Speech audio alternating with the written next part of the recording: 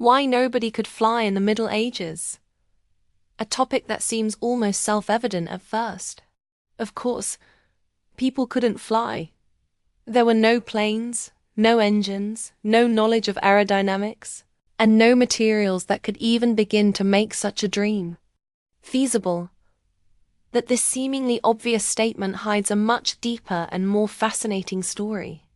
A story not only of technological limitations, but of cultural mindset, of lost knowledge and misunderstood physics, or if attempts both real and imagined. This is a story of early ambition constrained by the heavy weight of ignorance, myth, fear, and natural law. Tonight, as we explore the long, quiet centuries of the Middle Ages, I invite you to slow down, breathe deeply, and let the steady rhythm of history guide you gently towards sleep. Please watch until the end, and if you're still awake by the final minutes, I'd love to know. Leave a comment and tell me how you're feeling right now. Let us begin in the shadowy early centuries of medieval Europe, a place both familiar and foreign. The Roman Empire had collapsed in the West by the late 5th century, leaving behind a fragmented landscape of kingdoms, tribes, and territories. Roads deteriorated, urban centers emptied. The infrastructure that had once supported intellectual and technical exchange began to erode. In its place rose a feudal society. Kings and lords, vassals and serfs, castles and fields. Life was slower, harsher, and more bound by tradition. Most people were illiterate. Books were rare and handwritten. The heavens above were not studied with instruments, but interpreted through theology, legend, and wonder. The idea of human flight, truly flying through the air, under one's own power, was not so much a scientific pursuit as it was a fantastical dream. In the Middle Ages, the worldview was shaped largely by the philosophy of the ancients, especially the writings of Aristotle. His concepts, written in the 4th century BCE and rediscovered through Arabic translations and Christian scholarship, were often taken as absolute truth. According to Aristotle, heavier objects fell faster than lighter ones. Motion required a constant force. There was no concept of inertia, no equations for acceleration or thrust, no understanding of pressure or air currents. And so the fundamental forces that make flight possible were not only misunderstood, they were wrongly understood. This made the very act of designing something to fly essentially impossible. The natural world was seen as a collection of fixed purposes and causes, not a system to be measured and experimented with. For most people, to fly was not merely impossible, it was unnatural, and perhaps even blasphemous. Still, humans have always dreamed of flight. The idea of soaring above the world, free from the burdens of earth, appears in stories from many cultures. In the medieval Christian imagination, angels flew. So did demons. Flying was a mark of divinity or malevolence, not of invention. Birds were admired, even envied, but not studied in detail with the aim of imitation. The air was for spirits, not for people. The divine realm was up, and human beings were meant to stay grounded, to work, to suffer, to pray. The aspiration to fly was sometimes associated with pride, and pride, according to the religious worldview, was a sin. To attempt flight could be seen not only as foolish, but as a challenge to the natural order. There were exceptions. In scattered accounts, we find brave, curious, or desperate individuals who tried to break the rules of nature. One such person was Alma of Malmesbury, an English monk who lived around the year 1000. Inspired by the Greek legend of Daedalus and Icarus, Alma fashioned wings out of wood and feathers, climbed to the top of an abbey tower, and leapt. According to chroniclers, he glided more than 200 feet before crashing and breaking his legs. Remarkably, he survived. Even more remarkably, he later said that his failure was due to not having a tail. an observation that shows a level of empirical reasoning rarely recorded in his time. Aylmer's story is often told with a mix of admiration and amusement, but it reflects something deeper: the persistence of human imagination, even when shackled by ignorance and fear. Such attempts, however, were rare. There was no scientific method, as we know it. There were no experiments, no standardized measurements, no peer-reviewed journals. Knowledge was passed down through apprenticeships, through the copying of manuscripts, through oral tradition. The few who studied the natural world were often clergy, working within the confines of religious orthodoxy. To question too much or to propose radical ideas could lead to accusations of heresy. Progress was slow. Ideas that contradicted scripture or tradition were often suppressed or ignored. Flying machines, if imagined at all, were usually relegated to the realm of fantasy or allegory. Technological limitations also played a role. The materials available in the Middle Ages were simply not suited to the construction of anything that could fly. Most tools were made of iron, and while craftsmen could produce fine swords and armor, they had no access to lightweight metals like aluminum. There were no internal combustion engines, no electricity, no ball bearings. Wood, leather, cloth, these are the basic building blocks. Feathers were sometimes used in imitation of birds, but feathers alone do not make flight. The forces at play are too complex.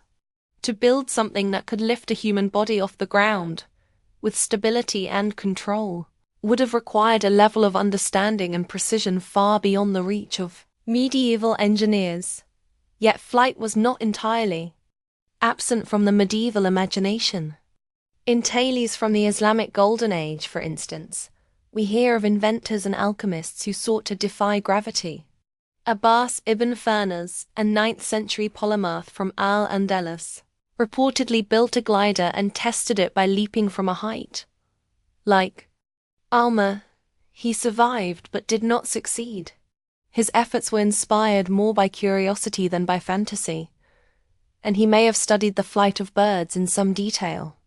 These stories suggest that the dream of flight crossed cultures and continents, even in a time when science as we know it had not yet been born. But outside of these few instances, the reality of life in the Middle Ages was one of constraint. Most people were bound to the land. Travel was slow, dangerous, and limited. Roads were often impassable. Carts and horses were the main forms of transportation. The idea of moving quickly through the air would have seemed not only impossible but unnecessary. There was little incentive to pursue such a goal, especially when survival was a daily challenge. The bubonic plague, famines, wars, and economic instability all made life unpredictable and harsh. Innovation, where it occurred, was often aimed at agriculture, warfare, or architecture, not at flight. Even if someone had conceived of a realistic flying machine, they would have faced insurmountable obstacles. How would they test it? From what height? With what safety measures? A failed attempt could mean death. And who would fund such an effort? Wealth was concentrated in the hands of kings and lords, most of whom were not known for scientific patronage. The church might have viewed such experiments with suspicion. Guilds focused on practical skills and trade, not on theoretical pursuits. In short, the ecosystem needed for innovation simply did not exist. Instead, flight remained a metaphor. It appeared in illuminated manuscripts, in stained glass, in sermons and poems. Angels flew to deliver messages. Saints ascended into heaven. Demons carried souls away. Even witches, according to folklore, flew on broomsticks, an idea that would gain traction in the later medieval and early modern periods. These images reinforced the idea that flight was something beyond the natural, something reserved for the supernatural or the damned. The air remained a realm of wonder and fear, not of study. And so, century after century, people remained earthbound. They watched birds wheel across the sky. They saw clouds drift and storms roll in. They looked up at the stars and wondered what lay beyond. But their feet remained on the ground. Not because they lacked dreams, but because they lacked the tools, the intellectual tools, the technical tools, the cultural tools to make those dreams real. It would take the Renaissance to revive classical knowledge. It would take the scientific revolution to redefine motion and matter. It would take the Enlightenment and the Industrial Age to produce engines and metals and fuels. But the Middle Ages were not yet ready. The sky was there, blue and silent, waiting. As we move deeper into the centuries that define the Middle Ages, we begin to notice the quiet persistence of curiosity beneath the surface of daily life. Though the dominant structures of power, be they religious or feudal, often discouraged open experimentation, the human impulse to explore and understand never fully disappeared. Still, this curiosity was shaped, and in many ways limited, by the intellectual framework available at the time. And this framework did not encourage bold leaps into the unknown. It preferred preservation over innovation, repetition over reinvention.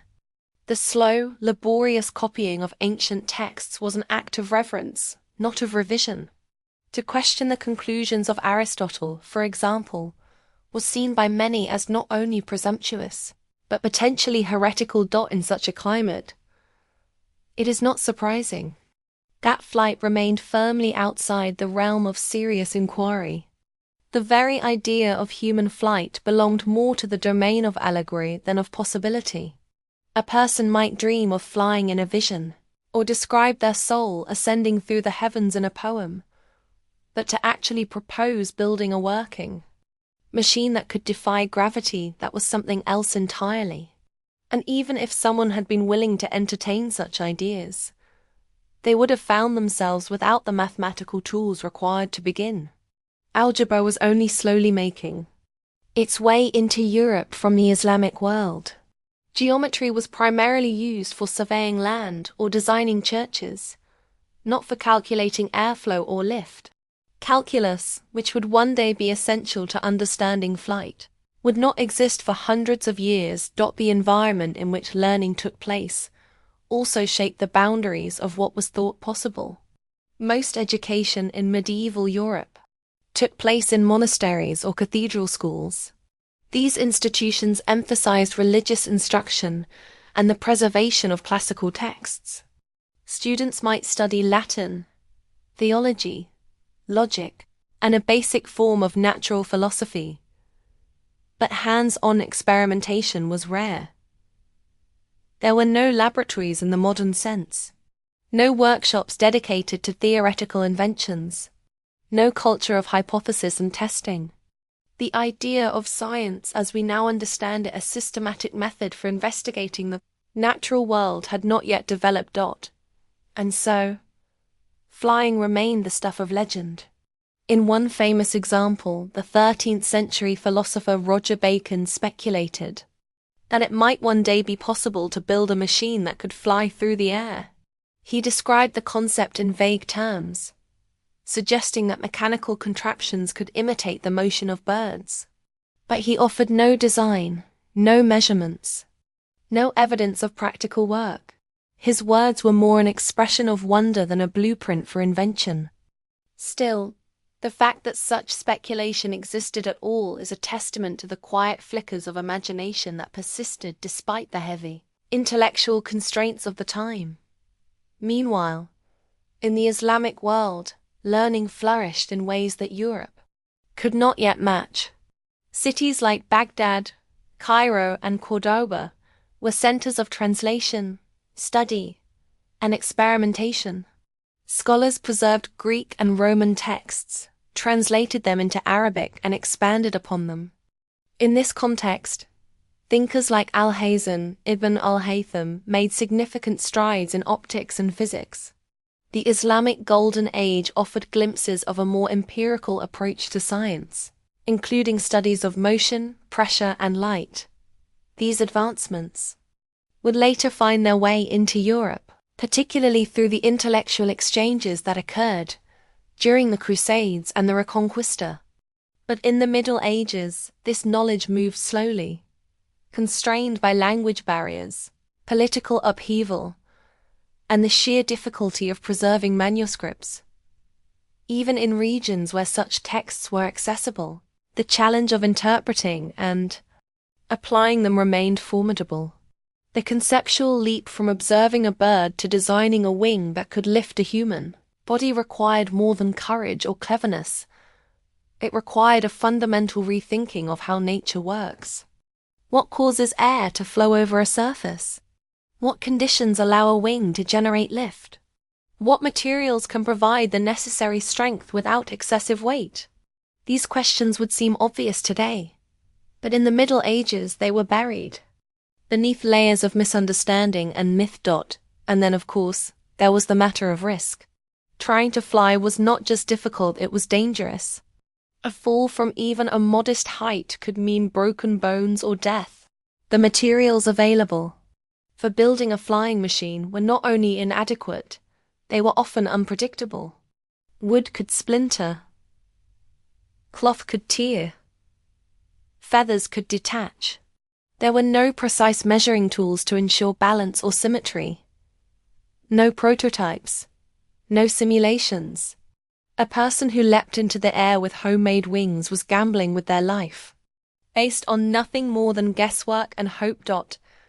In addition to the personal dangers, there were social risks. To build such a machine might invite ridicule or worse. In tightly knit medieval communities, standing out could be dangerous. A person seen as too curious, too strange, or too ambitious could find themselves the target of suspicion. Tales of sorcery and devilry were common, and anyone who pursued unusual projects might find themselves accused of dealing in forbidden knowledge. This fear of the unknown, of stepping beyond the accepted bounds of behavior, acted as a powerful deterrent to innovation. Even so, small experiments and imagined contraptions continued to appear in scattered accounts. Manuscripts from the later Middle Ages sometimes depict strange flying devices, wings attached to arms, bird-like suits, or kites large enough to carry a person. These images were often fanciful, more illustrative than practical, but they reflect a growing fascination with the idea of flight. As paper became more widely available and artistic styles evolved, illustrations began to show more mechanical detail, though often still lacking scientific grounding. These were not blueprints in the modern sense, but they hinted at a world just beginning to think beyond the limits of the possible. The Middle Ages also inherited and transformed the ancient myth of Icarus, the boy who flew too close to the sun on waxen wings and fell to his death. This story, passed down from Greek mythology, served as a cautionary tale about pride and the dangers of overreaching. In the Christian Middle Ages, it was often interpreted through a moral lens. Those who tried to elevate themselves, literally or figuratively, were punished. The message was clear. Aspiration was dangerous. It was better to stay grounded, too. Accept one's place in the divine order. Yet this message did not entirely extinguish the dream. The presence of flying saints and religious art figures who ascended into the sky by divine grace suggests a persistent fascination with the air. The difference, of course, was that these flights were miraculous, not mechanical. They were acts of God, not the result of human design.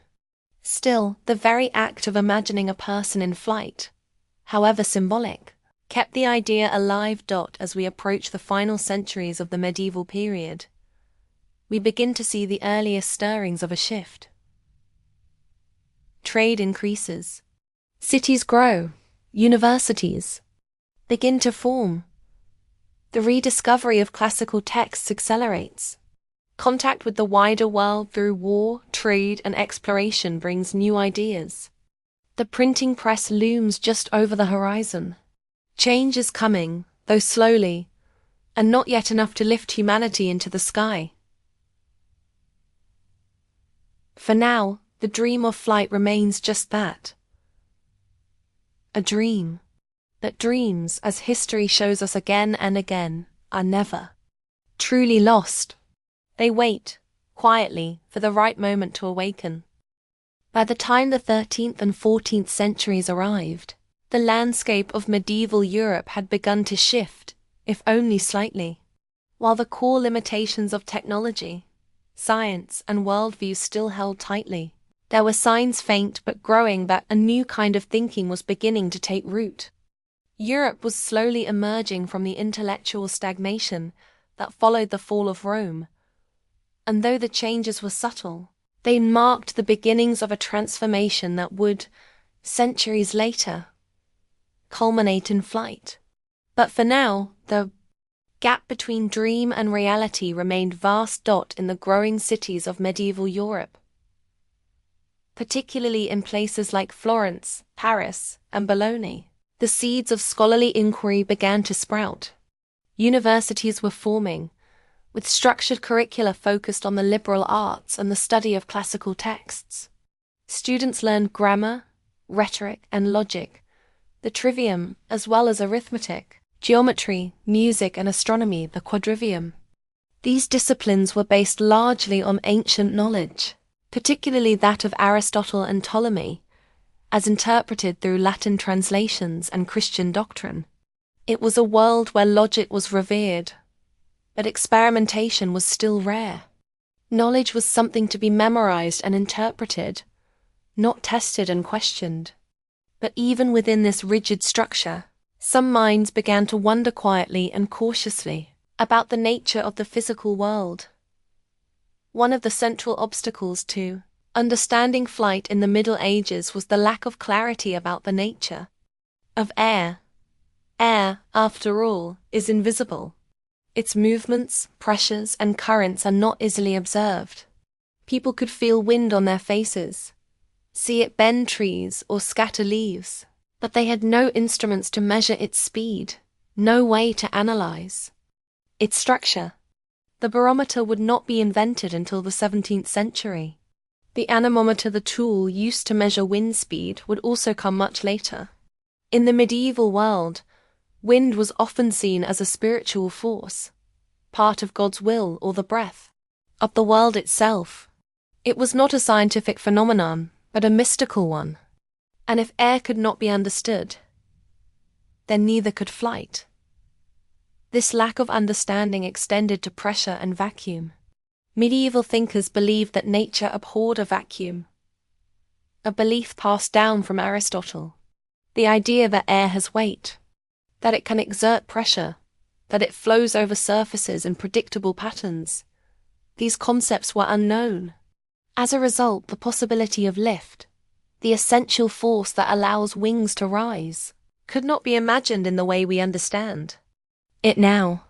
Without a working theory of how wings generate lift through the differential pressure of air flowing over and under them, even the most dedicated inventor would be working in the dark.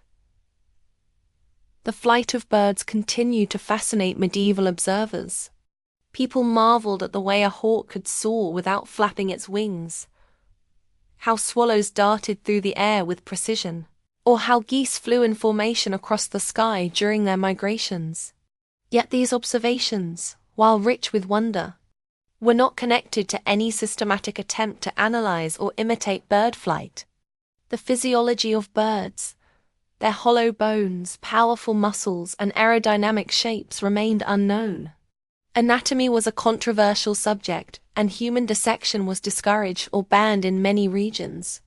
If the structure of the human body was not fully understood, then the bodies of birds too remained a mystery. The mechanics of their flight were admired, not studied. Still, there were rare exceptions, individuals who attempted, however crudely, to bridge the gap between dream and design. One such person was the previously mentioned Abbas ibn Firnas, whose experiments in 9th century Cordoba predate many European attempts. Accounts suggest that he built a frame covered in silk and feathers and launched himself from a height. gliding for a short distance before crash landing and injuring his back. While it's unclear how accurate these accounts are, they reflect a broader cultural openness to experimentation in parts of the Islamic world during this period. Islamic scholars preserved and advanced the knowledge of ancient Greece and Rome, and they did so with a greater emphasis on observation and practical application than their European counterparts. The translations of these texts into Latin in later centuries would help to spark the intellectual revival of Europe. But during the Middle Ages, these ideas remained out of reach for many. Meanwhile, European inventors continued to dabble in designs for flight, often inspired by myth or by dreams rather than by science. Manuscripts from the late medieval period occasionally depict whimsical flying machines, devices with rotating wings, parachute-like contraptions, or elaborate wings attached to human arms. These illustrations are often charming but reveal more about the medieval imagination than about actual engineering. The scale is wrong. The proportions are off. The materials are unrealistic. But behind them lies a yearning, a quiet, persistent desire to escape the boundaries of the earth, to rise above the fields and forests, to join the birds in the freedom of the skies. One of the more interesting developments during this time was the use of kites in Asia, particularly in China. Chinese inventors had long explored flight through the creation of kites, some large enough to carry small payloads. While the technology did not make its way into widespread use in medieval Europe, it's worth noting that the concept of using wind to lift an object into the air was being developed elsewhere. The idea that an object could be held aloft by wind power without the aid of divine intervention was a major conceptual step toward flight. Still, these ideas remained largely isolated and disconnected from the European context. In Europe, the closest approximation to aerial movement was the use of siege engines and catapults. These machines hurled rocks and other projectiles through the air, and while their trajectories could be observed, they were not well understood in a mathematical sense. The study of projectile motion ballistics was still primitive. The parabolic path of a flying object was known by experience, but not by calculation. Galileo, who would later describe the laws of motion and acceleration, was still far in the future, and without an understanding of how objects move through the air, the notion of sustained, controlled flight remained elusive. Another challenge was the lack of written communication between inventors. Today, a person with an idea can publish their thoughts online, collaborate with others, share designs, receive feedback. In the Middle Ages, this kind of open intellectual exchange was nearly impossible. Knowledge was kept in monasteries or passed down through apprenticeships. Most inventions were local, experimental, and undocumented. A person who attempted to build a flying machine in one village might have no idea that someone in another country had tried something similar decades earlier. Ideas were isolated, and progress was painfully slow. The social structure of medieval life also worked against innovation. The majority of the population were peasants, tied to the land, focused on subsistence. The educated elite were often clergy, whose priorities lay in theology and doctrine rather than invention. Wealthy nobles, meanwhile, directed their resources toward warfare, politics, or religious patronage. There was no class of professional scientists or inventors supported by society. Creativity, when it occurred, was often incidental, born of individual passion, rather than systemic encouragement. The infrastructure needed to support long-term experimentation simply did not exist. And yet, for all these reasons, the desire to fly never completely disappeared. It lingered in stories and legends. It appeared in carvings and paintings. It whispered in the minds of those who watched birds and felt the wind. The dream of flight was never extinguished, only deferred. It would bide its time, waiting for the age when knowledge would grow, tools would improve, and the sky would no longer be the exclusive domain of angels and spirits. In the centuries to come, that age would begin. But here, in the heart of the Middle Ages, we remain in a world of stone and fire, parchment and ink, wind and prayer.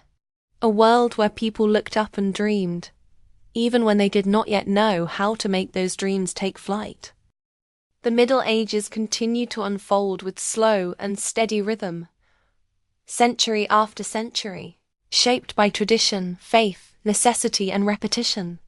The dream of flight persisted quietly in the background, never fully extinguished, but never able to move into the realm of tangible reality.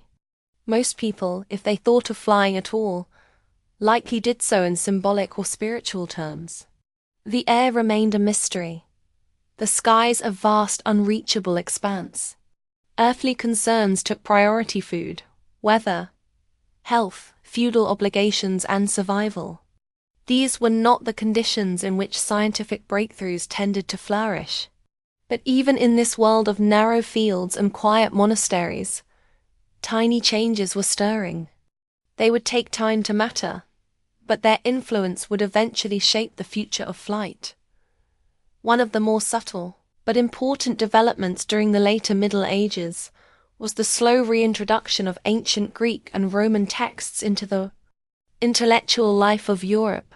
Many of these works have been preserved in the Islamic world, where scholars not only copied but commented on and expanded upon them. As European contact with the Islamic world increased through trade, crusades, and the reconquest of Spain, these texts began to trickle back into Latin Christendom. With them came new ideas about mathematics, natural philosophy, medicine, astronomy, and mechanics. Among the works rediscovered were treatises by Aristotle, Ptolemy, Archimedes, and Hero of Alexandria. Though still filtered through theological frameworks, these writings began to broaden the intellectual horizon of medieval scholars. The process was slow and selective. Not every idea was accepted. Much was misunderstood or mistranslated. But the fact that these ideas were being read at all signaled a shift. The mind of Europe was beginning to open, not fully, not quickly, but steadily. By the 12th and 13th centuries, thinkers like Thomas Aquinas were trying to reconcile classical philosophy with Christian theology. The goal was not to challenge the old worldview, but to expand it carefully, cautiously, within the limits of orthodoxy. Still, this cautious expansion allowed for questions that had once seemed dangerous to be entertained again. If the world could be understood through reason, might it one day be shaped by it? Alongside this intellectual revival, another quiet transformation was underway.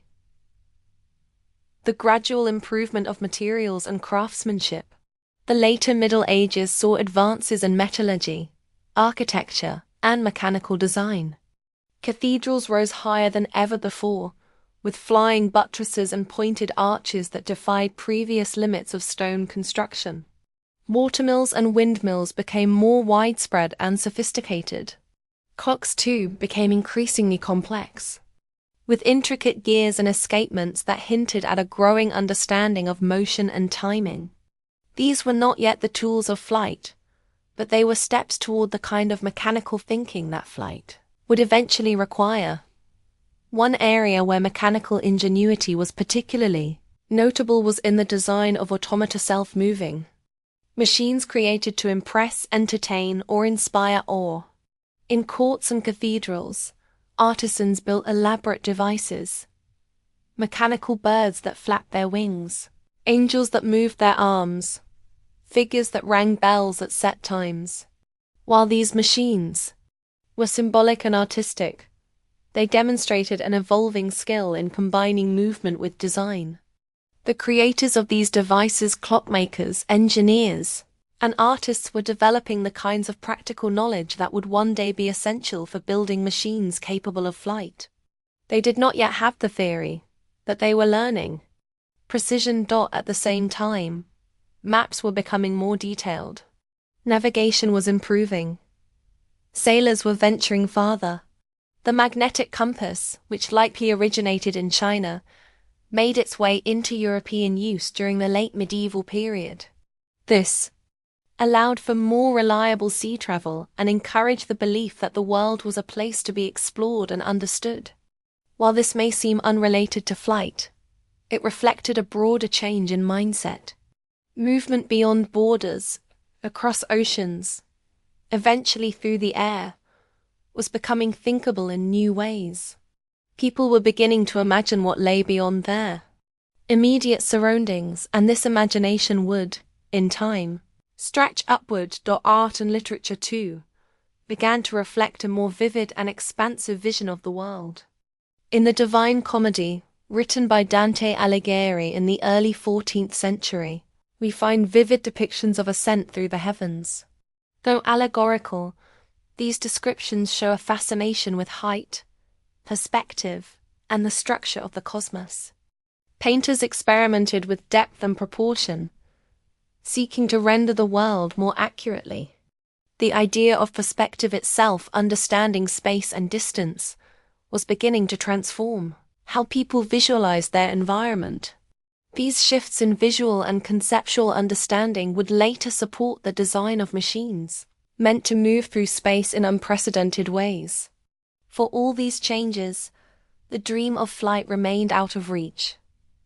The materials were not ready. The physics was not understood. The cultural and religious framework still treated human flight as, at best, a metaphor and, at worst, a heretical ambition. The path forward remained blocked by obstacles both visible and invisible. The lack of scientific language, the absence of collaborative research, the weight of tradition, the fear of failure. Yet we should not mistake slowness for stillness.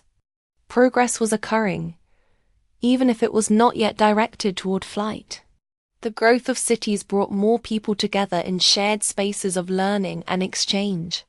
The formation of guilds created communities of craftsmen who passed down and refined their skills.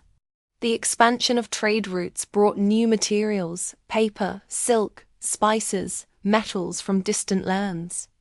Each of these changes, while seemingly unrelated to the skies, contributed to the conditions that would one day make flight possible.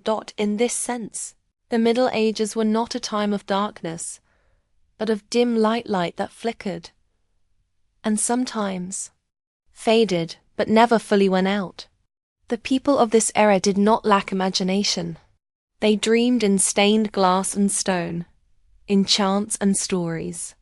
Their minds turned to the heavens often not as a destination for machines, but as the dwelling place of saints and stars. They built towers and spires not to launch themselves into the air, but to reach upward in reverence. Still, those towers mattered. They were among the tallest structures ever built at the time. They offered new views of the landscape below. They hinted, however faintly, at the possibility of looking at the world from above. In one curious example from the 14th century, a manuscript attributed to an unknown French author depicted a man with large, feathered wings attempting to fly by leaping from a high place. The image is crude, the physics incorrect, the scale laughable by modern standards, but it reflects a vision, the belief, however naive, that the human body might one day imitate the birds. It was not yet science, but it was imagination. An imagination, tempered by knowledge, would one day give rise to the real thing. Even as Europe faced crisis, the Black Death, wars, and economic upheaval, this slow ferment of ideas continued. The plague killed millions and shook the foundations of society, but it also led to changes in labor, social structure, and mobility. Old hierarchies weakened. New opportunities emerged. The medieval world was not ending, but it was beginning to transform. And with transformation came the faint, growing possibility that human beings might one day leave the ground behind. The air was still a mystery. The sky still belonged to spirits. But the tools were beginning to gather. The questions were starting to be asked. The journey was still long, and flight was still centuries away. But the Middle Ages, in their quiet, patient unfolding, had laid the first invisible stones on the path to the sky. As the Middle Ages drew toward their later centuries, the pace of change, though still measured, began to pick up in visible ways. The 14th and 15th centuries were a time of both disruption and subtle advancement. Europe, while still deeply rooted in tradition and hierarchy, was beginning to lean toward transformation. The intellectual foundations of the Renaissance were being laid brick by brick, and though human flight was still far beyond the reach of possibility, the conditions that had kept it locked away in myth and metaphor were slowly being eroded. Bit by bit, the great immovable wall between the earth and the sky began to show its first faint cracks. One of the defining developments of this period was the rise of vernacular knowledge and the gradual democratization of information.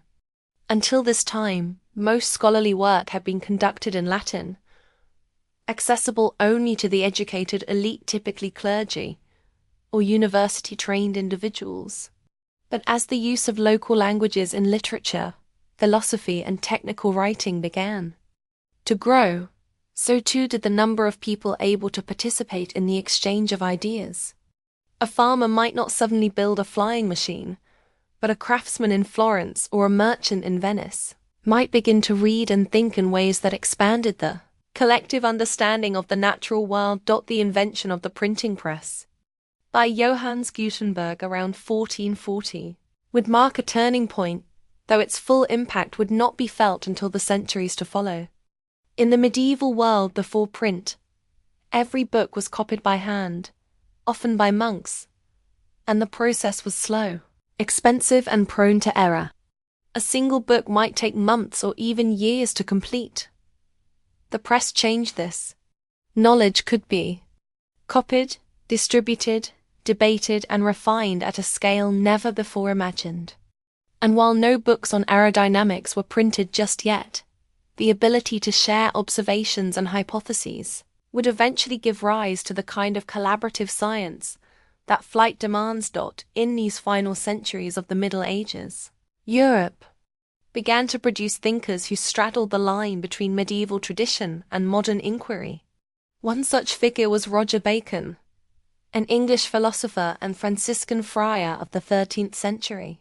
While his most active years preceded the Renaissance, Bacon's writings hinted at a new attitude toward nature, one that valued empirical observation and experimentation.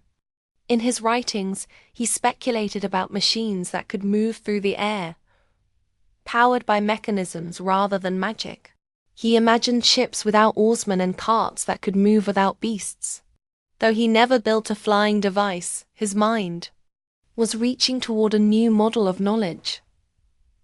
Not inherited wisdom, but observed reality.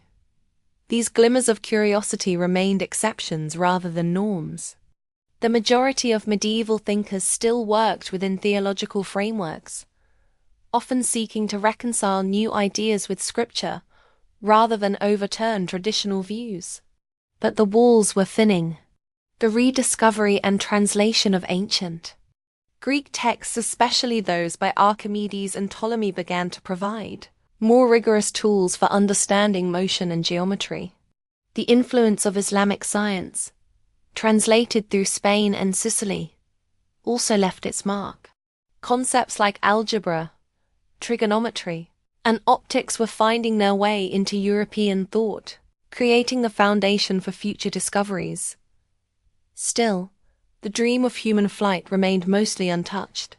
It was not that people lacked the desire to fly. They simply lacked everything required to make that desire real. The technology, the physics, the mathematics, the materials, all were incomplete or misunderstood. To design a functional flying machine, one must understand lift, thrust, drag, and weight, and know how to balance them precisely. None of these forces had been properly defined. There were no equations for airflow, no understanding of how air Pressure worked across a curved surface. Without this knowledge, even the most ingenious attempts were no better than guesswork. Despite this, the visual representation of flight continued to evolve in art and literature. Angels were still depicted soaring, and saints were often shown levitating or ascending in heavenly visions. These images were symbolic, not scientific, but they reflected a growing comfort with the idea of elevation, of vertical movement, of escaping gravity, not through technology, but through divine favor or spiritual purity. Flight remained, for now, in the realm of the soul rather than the body. There were also more direct, though still fictional, depictions of flying machines in literature. In some chivalric romances and fantastical tales, characters used mechanical birds or magical devices to travel through the air. These stories, while clearly unreal, suggested that people were beginning to imagine more earthly, tangible forms of aerial movement. The distinction between divine flight and mechanical flight, while still vast, was being softened by fiction. Among the most striking examples of early mechanical imagination was the work of unnamed artists and scribes who illustrated manuscripts. With fantastical contraptions, wheeled towers, rotating machines, armored giants, and occasionally, devices with wings.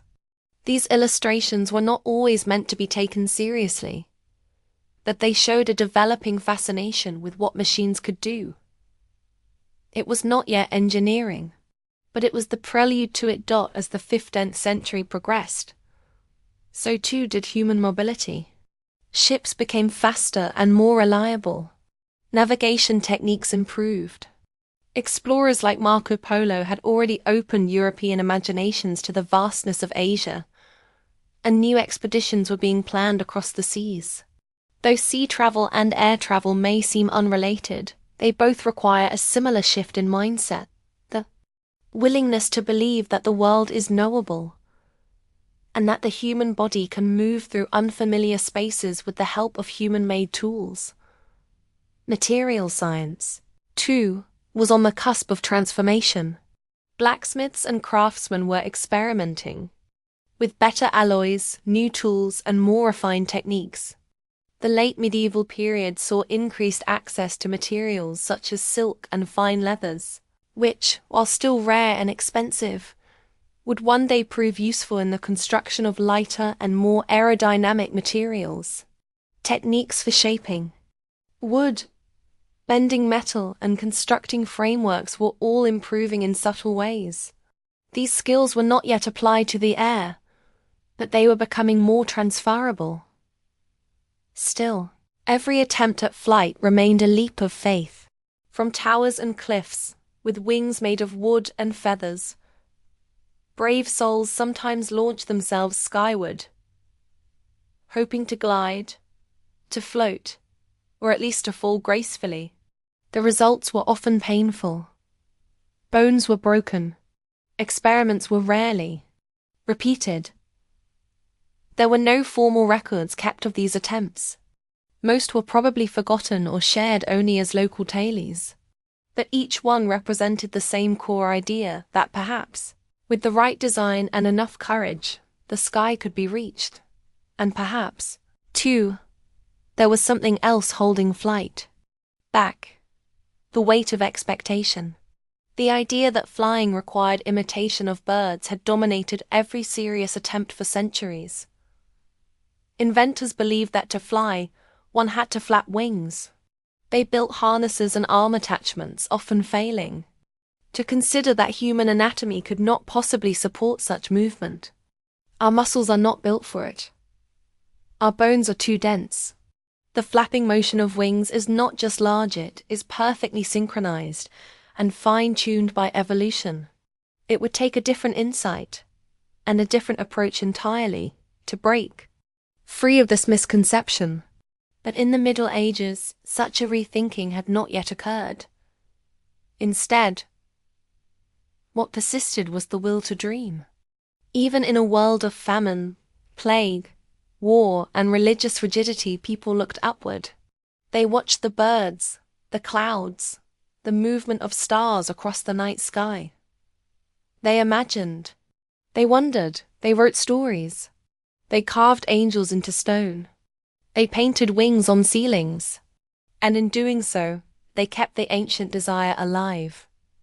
Flight remained impossible. But impossibility is not the end of a story. It is the beginning of the long road to possibility.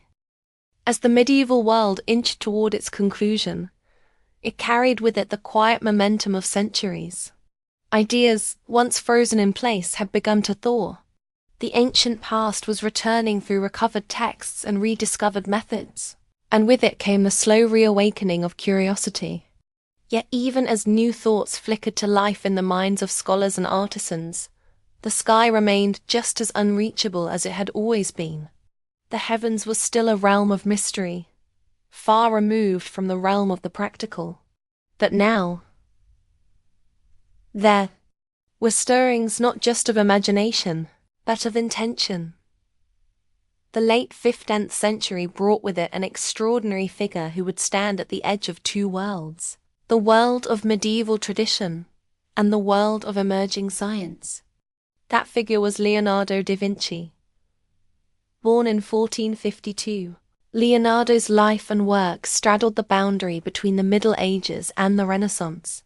He studied anatomy, painted masterpieces, and designed machines, many of which were never built. Among his most famous ideas were those related to flight. He sketched flying machines that resembled bird wings, bat wings, and even rotary blades like a primitive helicopter. Though his work came after the true end of the Middle Ages, it was built upon centuries of longing and slow intellectual accumulation. Leonardo did not invent the dream of flight, but he gave it shape and structure. His notebooks, filled with careful drawings and thoughtful commentary, show a mind trying to understand how nature works, not by speculation alone, but through observation. He studied the motion of birds, the structure of feathers, the flow of air. He measured, noted, and questioned. He still held some misconceptions. His designs often relied on human muscle power that would never have been sufficient. But his method was different. He was not trying to imitate myths. He was trying to replicate the laws of nature as best he could understand them. It was the beginning of a new approach. But Leonardo lived at the end of a world that had, for over 1,000 years, largely accepted its own limits. During the Middle Ages, it had not been enough to wonder. The infrastructure, to experiment, to test, to revise, to collaborate was simply not there. People worked in isolation. Ideas were preserved, not questioned. The sciences that would one day make flight possible, fluid dynamics, structural engineering, propulsion mechanics, had not yet emerged. Even mathematics had only recently begun to evolve beyond the ancient forms passed down from Greece and Rome. What had existed instead was a patchwork of tradition, faith, and cautious curiosity. This patchwork had preserved much, but it had not yet given rise to invention. The great Gothic cathedrals of the 12th and 13th centuries had reached toward the heavens, their spires like fingers pointing to the divine. But they were monuments to spiritual ascent, not technological ambition. Their construction was a triumph of engineering, yes, but also of belief. They rose not because someone thought to fly, but because someone thought to worship. These towering structures shaped the imaginations of those who walked beneath them. A person living in a village might never see anything taller than a tree, but in the shadow of a cathedral, one could look upward and see stone held impossibly high, walls pierced with colored glass, arches that seemed to float. These sights may have stirred questions about weight, balance, gravity. They may have awakened the first whispers of aerodynamic curiosity. Why does something fall? How does something rise?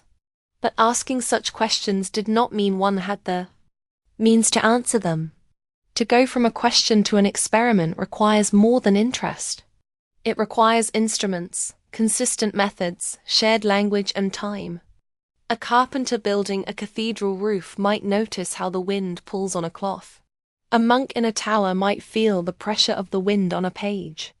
But without tools to measure, without formulas to predict, their observations remained personal and imprecise. The idea of flight, even if imagined in earnest, remained out of reach. We should also remember that the very purpose of knowledge in the Middle Ages was different from what it would later become. Knowledge was not primarily seen as a means to control or manipulate nature. It was seen as a way to understand the divine order. Everything had a place, a reason, a cause within a grand cosmic hierarchy. Earthly life was meant to be endured, not elevated. The air, the stars, the planets, they were part of God's domain. To seek mastery over such elements could be viewed as hubris, and hubris, in medieval thinking, led to downfall. This mindset shaped the questions people were willing to ask. It also shaped how they interpreted answers. If a bird flew, it was because it was created to fly. That was the reason. The mechanics were secondary. The same was true of rain, wind, fire, and earth. Nature did what it was made to do. Trying to do what nature had not assigned to humans, like flying, seemed unnatural, even wrong. In this way, the greatest barrier to flight was not the lack of wood or feathers or even mathematics. It was the philosophical framework that discouraged the belief that flight should even be attempted. Of course, this framework was not absolute. People dreamed, people imagined, some even built, but they did so without the support of a wider scientific culture. They were outliers, working in silence or secrecy, often remembered more for their failure than their vision. Their stories, when preserved at all, read like fables. A man leaps from a tower. He glides briefly, then falls. A crowd watches. Some laugh, some gasp. The man survives or doesn't. Either way, the experiment ends. No adjustments are made. No further trials follow.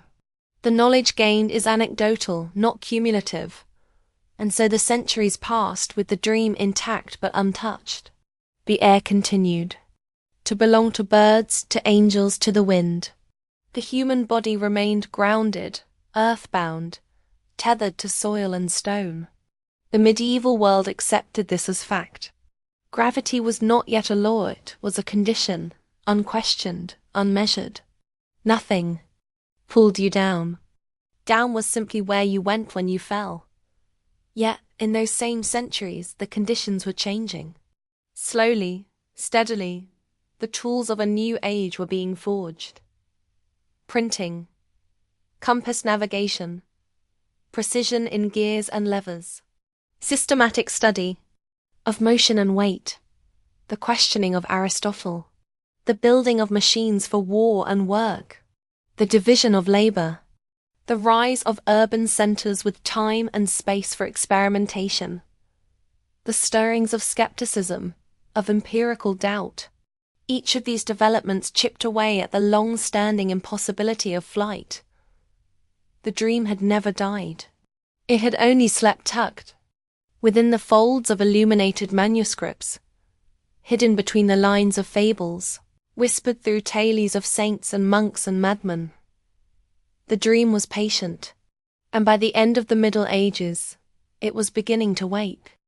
As the Middle Ages waned and the dawn of the Renaissance began to shimmer on the horizon, the world stood at a crossroads between the old and the new. The deeply entrenched medieval mindset, which had long viewed flight as either divine miracle or reckless hubris, was beginning to loosen its grip. Ideas that had once been whispered or dismissed began to be written down, debated, and slowly tested. The air itself, once a mystery infused with spiritual meaning, was starting to be approached as a physical substance, something measurable, something understandable.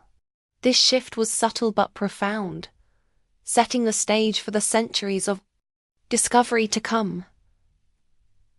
The key to this transformation was not a single invention or moment, but a gradual change in the way people thought about knowledge. Instead of seeing the natural world as a fixed, unchangeable creation governed solely by divine will, thinkers began to explore it as a system governed by laws that could be studied, predicted, and eventually harnessed. The seeds of modern science were being planted in the soil of medieval curiosity, watered by the rediscovery of ancient texts and the increasing use of observation and experimentation. One of the pivotal developments in this transition was the growth of universities across Europe. Centers of learning like the University of Paris, Bologna, and Oxford became places where students studied not only theology, but also philosophy, medicine, and the natural sciences. Scholarly debates flourished, challenging old assumptions and introducing new perspectives. These institutions provided a framework in which knowledge could be preserved, questioned, and expanded, a vital prerequisite for any serious attempt at understanding flight. Simultaneously, advances in technology and craftsmanship were laying important groundwork. Blacksmiths and carpenters honed their skills, producing more precise and durable tools and materials. Mechanical devices, such as clocks with intricate gears and escapements, demonstrated a growing grasp of complex motion and timing. The arts of metallurgy and woodworking were progressing, enabling the creation of lighter and stronger components. These practical improvements, though not yet aimed at flight, were essential stepping stones toward building machines capable of sustained aerial movement. Meanwhile, navigators and explorers pushed the boundaries of human movement on the Earth's surface. The magnetic compass, improving cartography, and better shipbuilding techniques allowed sailors to venture farther than ever before. This expansion of human mobility was both a symbol and an engine of changing attitudes. If the vast oceans could be crossed by ship, why not the skies by machine? The very act of exploration was reshaping the collective imagination, opening minds to new possibilities and challenges throughout this period. Artists and inventors alike began to portray flight in more technical and imaginative ways. Sketches and manuscripts from the late medieval and early Renaissance periods occasionally depict winged devices, gliders, and other flying contraptions. These images, though still often fanciful, reflect a growing desire to move beyond metaphor and toward mechanical reality. They show an increasing awareness that flight would require not just imitation of birds, but the application of principles balance, lift, propulsion that had yet to be fully understood. Despite these advances, flight remained a monumental challenge. The knowledge of aerodynamics, the behavior of air over surfaces, was still centuries away. The forces that allow wings to generate lift, that enable controlled descent or ascent, that counteract gravity, were unknown. Materials were still heavy and limited. Power sources beyond human muscle had not yet been conceived. And cultural barriers persisted. The association of flight with divine or supernatural forces lingered in the popular imagination, making practical pursuit of flight a difficult path to follow. Yet even with these obstacles, the dream endured. Tales of men attempting to fly, of strange machines, of winged figures rising above rooftops, persisted in folklore and anecdote. Each failed attempt was a quiet step forward, proof that the idea could not be dismissed, that the air was a frontier to be explored, not just a realm of myth. These stories inspired future inventors, laying the emotional and psychological groundwork necessary for the breakthroughs to come.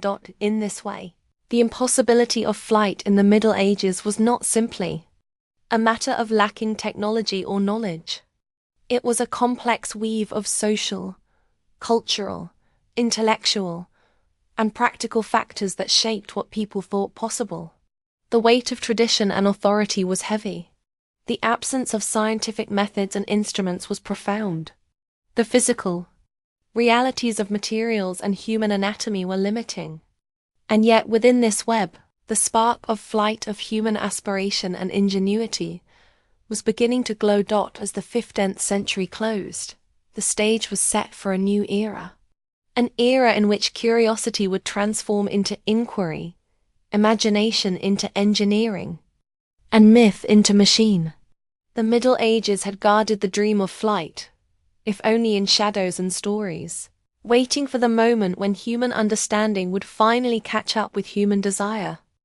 The late Middle Ages, with all their turbulence and transformation, held within them the quiet stirrings of a new vision, one that would, in time, redefine humanity's relationship with the sky. Though flight remained elusive, the ideas and tools needed to make it possible were gradually being assembled, piece by piece. It was a time of waiting and watching, of small discoveries and tentative experiments, a time when the impossible was still cloaked in mystery but slowly becoming thinkable. One of the subtle but significant changes of this era was the shifting understanding of nature's laws. Earlier medieval thinkers had accepted a world governed primarily by divine will, an unchanging natural order. But as scholars began to engage more deeply with observation and mathematics, they started to glimpse the possibility that nature followed patterns that could be discerned and described. This was a profound shift from viewing the world as a fixed creation to understanding it as a system governed by laws accessible to human reason. At the heart of this shift was the slow but steady advancement of natural philosophy, the precursor to modern science. Thinkers like Albertus Magnus and Roger Bacon had sown seeds by emphasizing experience and experimentation alongside scripture and tradition. Though their work remained bounded by medieval frameworks, they introduced the idea that studying the physical world could yield practical knowledge. This approach, cautiously adopted by others, began to lay the groundwork for the detailed study of forces and materials essential for flight. Simultaneously, technical knowledge was being preserved and transmitted in new ways. Manuscripts detailing machines, gears, pulleys, and levers circulated among craftsmen and scholars. Though still rudimentary, these texts reflected a growing awareness of mechanics as a discipline. Workshops became centers of innovation, where artisans experimented with materials and designs, testing the limits of wood, metal, and fabric. While none of these efforts yet produced true flying machines, they nurtured the mechanical creativity that would be crucial in centuries to come. In art and literature, flight continued to inspire symbolic and literal representations. Paintings showed angels in graceful ascent. Illuminated manuscripts depicted winged figures soaring through celestial realms. Yet alongside these spiritual images appeared sketches of contraptions and devices, perhaps fanciful, perhaps hopeful, that suggested an earthly approach to flight. These images hint at a blending of imagination and observation, a merging of myth and mechanics that was slowly reshaping how people thought about the sky. Despite this budding curiosity, the practical obstacles to flight remained immense. The principles of aerodynamics, the behavior of air moving over surfaces, the creation of lift, the resistance of drag, were unknown and untested. Materials suitable for lightweight, strong wings or frames were unavailable or insufficiently understood. The energy required to sustain flight was beyond human muscular power alone, and engines as we know them had yet to be invented. These technological gaps could not be bridged without new scientific knowledge and tools. Culturally, the idea of humans taking to the air under their own power remained a delicate topic. Flight was still entwined with divine imagery and miracle. Efforts to replicate it mechanically were often viewed with skepticism or even suspicion. The risk of failure was great, and failure itself could be dangerous, both physically and socially. Those who dared to attempt flight often did so in isolation, without support or recognition. Their stories, whether remembered or forgotten, became part of the tapestry of human aspiration. At the same time, the broader social and economic changes of the late Middle Ages helped to create an environment where such aspirations could eventually flourish. The rise of cities and trade networks fostered the exchange of ideas and goods. Patronage systems began to support artists and inventors. The gradual loosening of rigid social hierarchies allowed for more movement, intellectual and physical, across classes and regions. These factors contributed to a growing culture of innovation and inquiry, even if flight itself remained a distant dream. Looking back, it becomes clear that the Middle Ages were not simply a period of darkness or stagnation. Rather, they were a complex era of preservation, adaptation, and slow transformation. The dream of flight was kept alive not just in stories and images, but in the hands of craftsmen, the minds of scholars, and the hearts of dreamers. It was a dream waiting for the right moment, the right knowledge, and the right tools to take flight. And so, as the medieval world gave way to the Renaissance, the stage was set. The conditions were ripening for the birth of modern science, for the harnessing of mechanical power, and for the reimagining of human potential.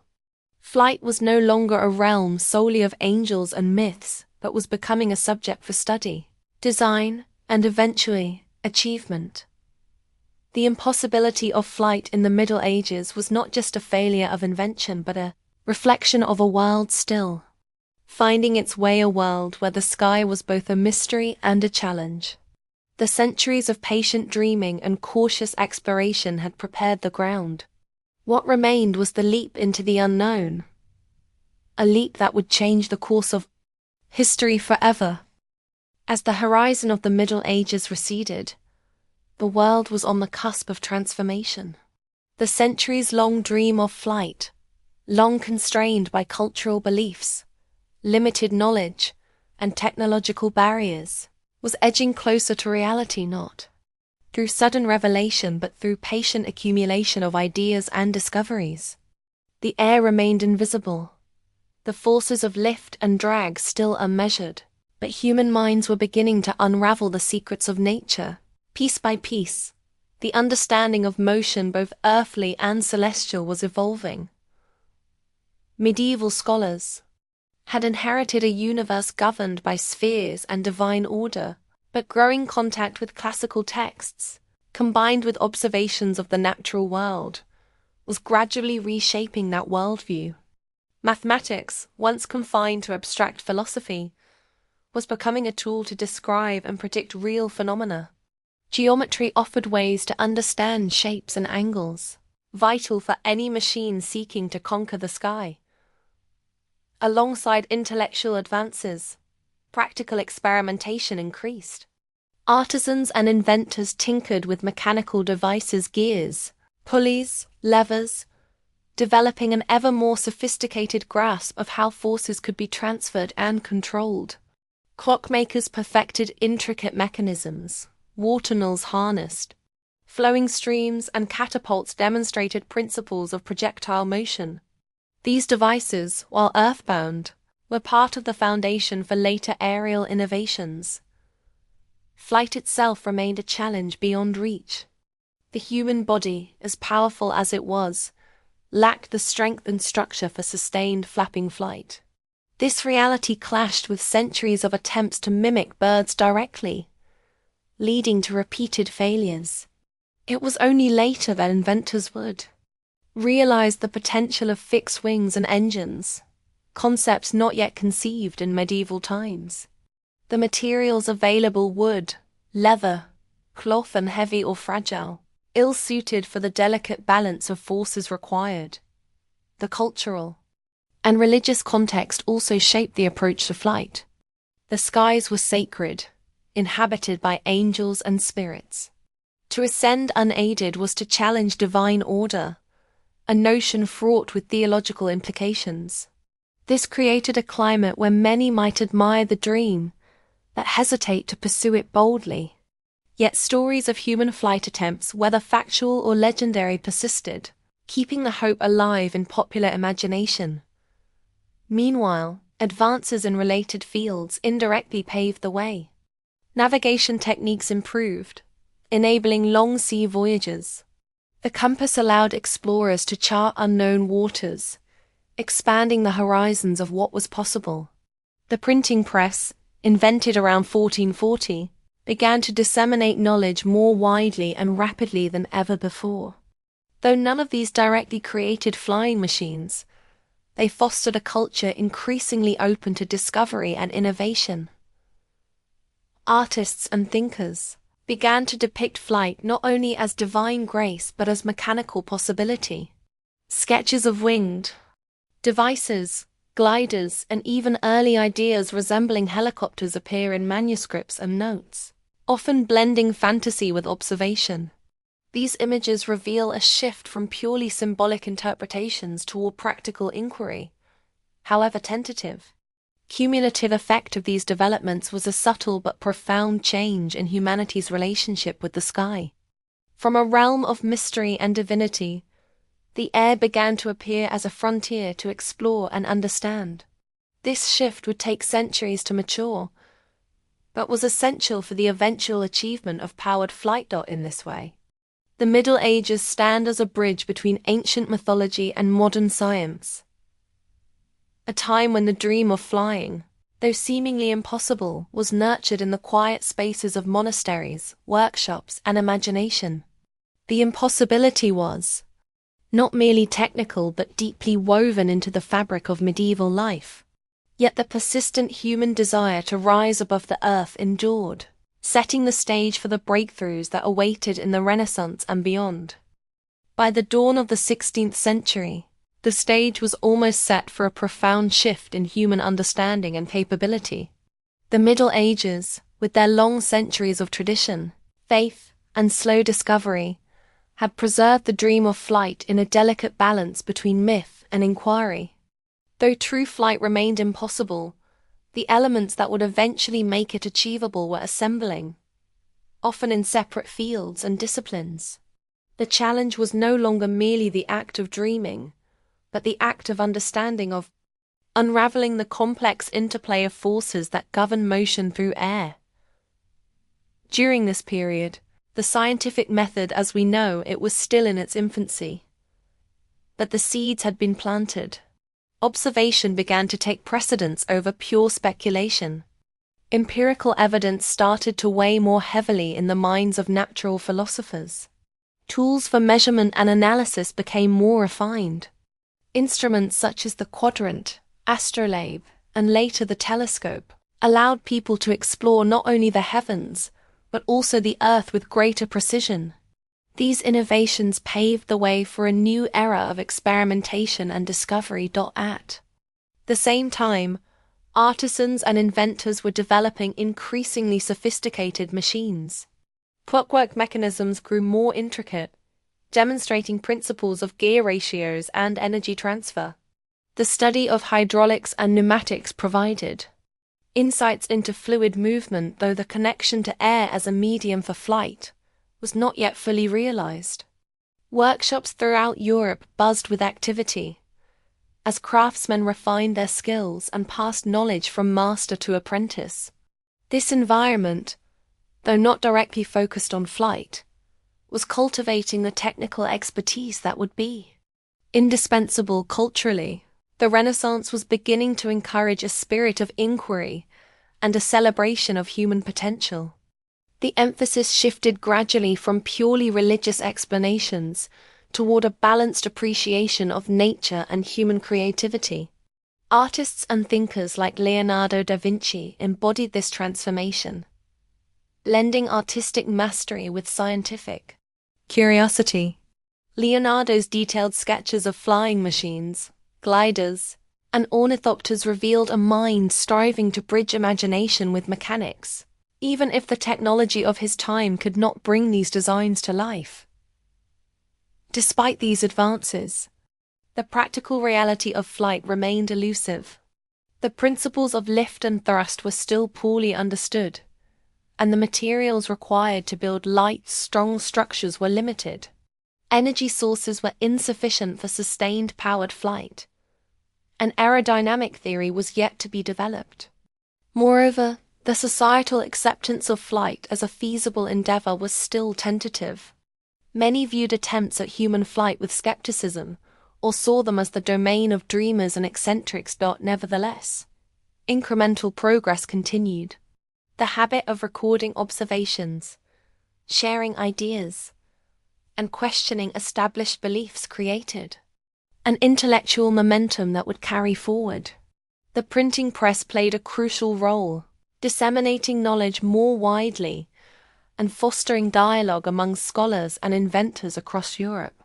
Explorers returning from distant lands brought back new ideas and materials, expanding the horizons of what was thought possible.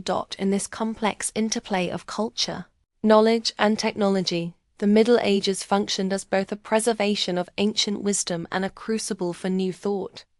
The impossibility of flight during this time was not a simple failure, but a reflection of a world still discovering its own capacities and limits. The centuries of dreaming, failing, observing, and learning formed the foundation upon which later pioneers would build. As the Renaissance progressed, the human desire to conquer the skies would become more focused, more scientific, and more achievable. The sky, once a realm reserved for angels and myth, was on the verge of becoming a new domain for human exploration and invention. The impossible was beginning to yield to the possible. The gradual transformation from medieval impossibility to Renaissance possibility was not marked by sudden breakthroughs alone, but by countless small steps often overlooked that collectively reshaped humanity's relationship with the natural world. In the centuries leading up to true flight, the accumulation of knowledge, experience, and cultural change began to align in a way that made the idea of flying machines less fantasy and more attainable goal. One of the significant challenges during the Middle Ages was the absence of a clear understanding of the fundamental forces acting on objects in the air. Gravity, though observed and accepted, was not yet fully defined as a universal force. The concept of lift, the upward force allowing birds and future machines to soar, was completely unknown. Without these core principles, inventors were working in the dark, often guided by analogy rather than science. Human anatomy also imposed severe limitations. The repeated attempts to mimic bird flight through flapping wings, while inspired by observation, overlooked the vast differences in muscle strength and bone structure between humans and birds. These miscalculations led to many tragic failures and reinforced the belief that human flight was beyond reach. Only later would innovators realize that fixed wings, powered by engines, not muscles, were the key. Despite these setbacks, the persistence of the dream persisted as a cultural thread woven through medieval society.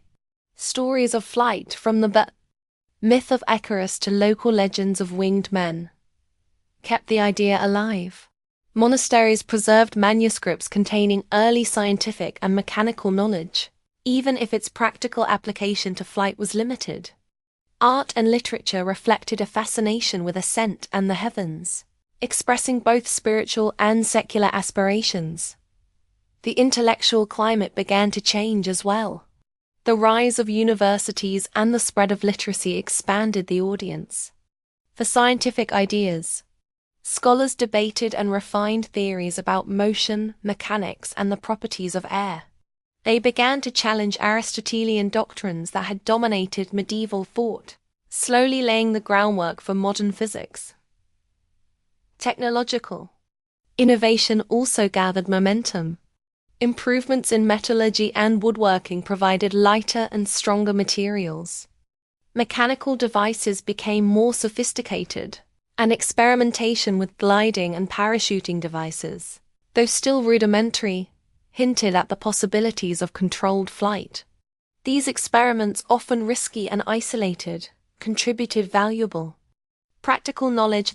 Another vital factor was the cross-cultural exchange of ideas. Contact with the Islamic world, which had preserved and advanced many classical scientific texts, enriched European knowledge. The translation movement in places like Toledo and Sicily introduced new mathematical concepts, optics, and mechanical treatises. This influx of knowledge broadened horizons and encouraged more systematic study of natural phenomena. By the late Middle Ages, the conditions that had long constrained flight were slowly loosening. The intellectual curiosity nurtured in monasteries, the technical skill honed in workshops, and the cultural embrace of exploration and invention all combined to create a fertile environment. Though true human flight remained impossible, the barriers to achieving it were beginning to fall away. In retrospect, the Middle Ages were less a dark age of ignorance than a necessary period of gestation. The dream of flight was preserved, nurtured, and quietly developed through centuries of observation, myth, craftsmanship, and cautious inquiry. The impossibility of flight in that era was not an end, but a beginning, a prelude to the bold experiments and discoveries that would soon follow. As the Renaissance dawned, bringing new tools, new knowledge, and a fresh spirit of inquiry, humanity stood poised to finally take wing. The journey from impossible dream to realized flight would be long and arduous, but the Middle Ages had laid the indispensable groundwork for that journey. The sky was waiting.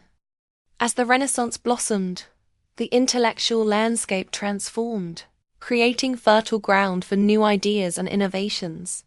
The medieval world, with its layered traditions and cautious approach to knowledge, had given way to an era that celebrated inquiry, experimentation, and the rediscovery of classical wisdom. Within this shifting context, the dream of flight began to emerge from the shadows of myth and speculation into the light of scientific possibility. The revival of classical texts, especially those of Aristotle, Archimedes, and Ptolemy, alongside new translations of Arabic and Greek manuscripts, reintroduced ancient knowledge that had been dormant or lost in Western Europe for centuries. This influx enriched understanding of mathematics, physics, and mechanics, providing tools essential for studying motion and force.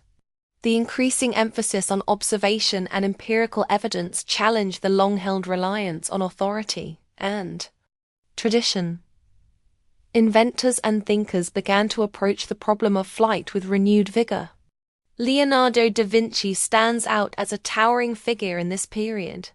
His detailed notebooks reveal a mind deeply engaged with the mechanics of birds and the possibilities of human flight.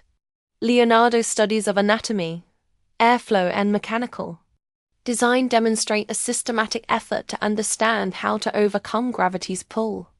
Though none of his flying machines were built in his lifetime, his work laid important conceptual foundations. Beyond Leonardo, others experimented with gliding devices and parachutes. These endeavors, while primitive by modern standards, marked a significant departure from earlier medieval attempts. They reflected a growing understanding that flight might be achieved through controlled descent and lift, rather than mere flapping of wings. These experiments, often dangerous and secretive, contributed to the body of practical knowledge. The broader cultural shift toward valuing human potential and ingenuity also played a critical role. The Renaissance celebrated creativity and exploration, encouraging individuals to challenge established norms. This spirit inspired inventors and scientists to push beyond the limits of medieval thought and imagine new possibilities. Flight, once seen as divine privilege or folly, began to be reconsidered as an achievable goal through human effort. Technological advances supported these intellectual developments. Improvements in materials such as lighter woods and stronger fabrics made building experimental flying devices more feasible. The precision of tools improved, allowing for finer craftsmanship and more reliable mechanisms. Knowledge about air pressure, though still incomplete, was slowly advancing, setting the stage for aerodynamic theory. Despite these promising developments, significant challenges remained. The principles of aerodynamics were not fully understood. Engines for powered flight did not exist, and many early designs underestimated the complexities involved. Many attempts ended in failure, injury, or ridicule.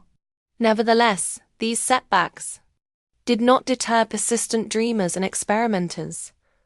The interplay of culture, science, and technology in the late medieval and early Renaissance periods thus created a unique environment. It was one where the impossibility of flight, long accepted as fact, began to be questioned. The stage was set for the dramatic breakthroughs that would come in the centuries ahead. In reflecting on why nobody could fly in the Middle Ages, it becomes clear that the answer is woven from many threads. The limitations of knowledge, the constraints of technology, the influence of cultural beliefs, and the absence of scientific methodology. Yet, within these constraints, the human spirit of curiosity and aspiration endured. This enduring spirit, nurtured through centuries of dreaming and gradual discovery, ultimately propelled humanity beyond the medieval impossibility toward the modern achievement of flight.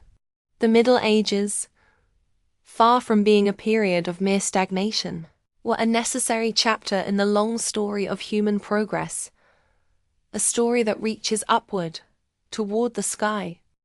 The challenge of human flight in the Middle Ages was not merely a technical puzzle, but a profound intersection of human imagination, cultural worldview, and the limits of available knowledge. Flight existed in the realm of dreams, allegories, and divine miracles, territories not yet mapped by the tools of science and engineering. Understanding this complexity helps explain why, despite centuries of fascination, actual flight remained out of reach. Medieval societies were deeply structured by religion and tradition. The heavens were often seen as the domain of God and angels, places of purity and transcendence. To attempt to enter this realm by human means was fraught with spiritual and social implications. The separation between earth and sky was both physical and symbolic, a boundary respected and rarely challenged. This cultural context shaped not only what people believed, but what they dared to pursue. At the same time, the knowledge necessary for flight was scattered and incomplete. Mechanical understanding existed in isolated forms. Craftsmen built clocks, catapults, and bridges. Yet the principles connecting these inventions to the challenges of aerodynamics were not yet unified. Mathematics was advancing, but calculus and the physics of motion were still centuries away. Without these frameworks, inventors were attempting to solve an intricate problem without the necessary language or tools. Human physiology also imposed hard limits. The repeated medieval attempts to mimic bird flight through flapping wings underestimated the immense power and specialization required. The muscles, bones, and energy output of birds are vastly different from humans. This misunderstanding led to many failures and injuries, discouraging serious pursuit for long periods. Nevertheless, the persistence of the flight dream is remarkable. Stories of mythical flights, such as that of Icarus, mingled with accounts of monks, nobles, and inventors who dared to launch themselves from heights with wing-like apparatuses.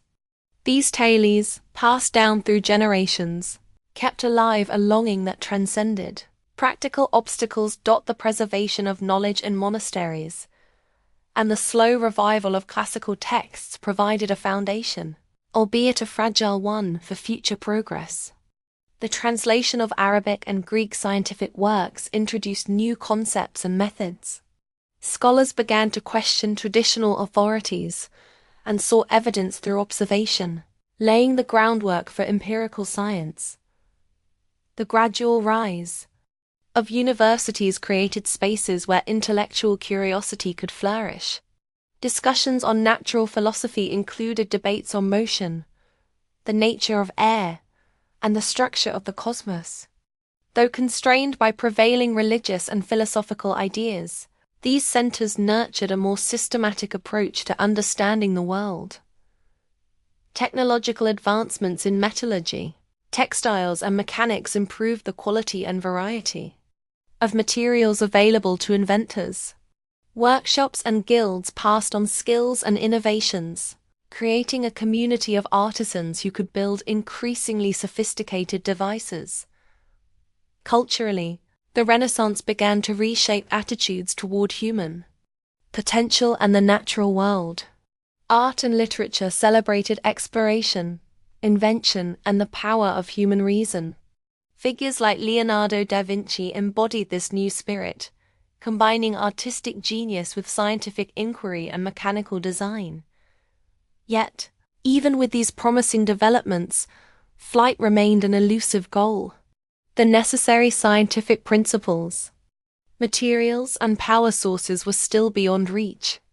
Attempts at flight were dangerous and often tragic, reinforcing the perception of flight as impossible. The story of why nobody could fly in the Middle Ages is thus not one of ignorance or failure alone, but of a complex interplay of limitations and aspirations. It is a testament to human curiosity, resilience, and the slow, unfolding process of discovery. This story sets the stage for the breakthroughs that would eventually make flight a reality born from centuries of dreaming, learning, and relentless pursuit. The Middle Ages, in their richness and complexity, were an essential chapter in that long journey toward the sky. Throughout the Middle Ages, the quest to conquer the skies was shaped by a delicate balance of hope and limitation. The human desire to fly was ever present, yet the tools and understanding necessary to achieve it were still just beyond reach. This tension between aspiration and constraint defined much of the medieval experience with flight.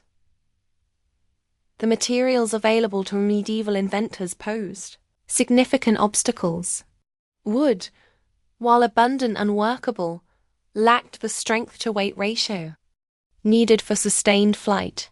Fabrics like linen or silk could be fashioned into wings or sails, but these too were heavy and prone to tearing.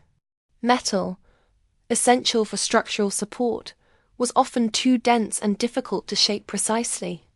These material constraints meant that any flying machine was likely to be too heavy to lift or too fragile to survive the stresses of flight. In addition, the absence of an effective power source severely limited possibilities.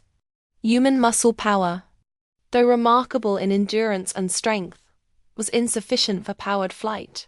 The concept of engines or propulsion systems was not yet developed.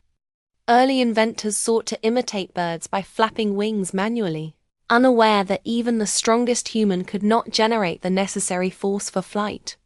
This misunderstanding resulted in repeated failures and sometimes injury or death. Aerodynamics, the study of how air flows around objects, was an entirely unknown field. Without knowledge of lift, drag, thrust, and weight, medieval inventors were effectively guessing at the principles required to stay aloft. The lack of scientific experimentation and measurement tools meant that these forces could not be quantified or optimized. Each attempt was a leap into the unknown, reliant on intuition rather than empirical data. Culturally, the skies were a realm of divine mystery, inhabited by angels and spirits. This spiritual significance imbued flight with meanings beyond the mere physical. Attempts at human flight might be seen as hubris or sacrilege, creating social and religious barriers to experimentation. Yet the human imagination persisted, weaving flight into art, literature, and legend. These stories kept the dream alive even when practical attempts faltered. The medieval worldview prioritized order and hierarchy, with the heavens above and the earth below occupying fixed places in a divinely ordained cosmos. This worldview shaped perceptions of human potential and the natural order, making the idea of self-powered flight seem unnatural or impossible. It was not until the Renaissance that these ideas began to loosen, opening space for new ways of thinking. Despite these challenges, the Middle Ages were not simply an age of ignorance.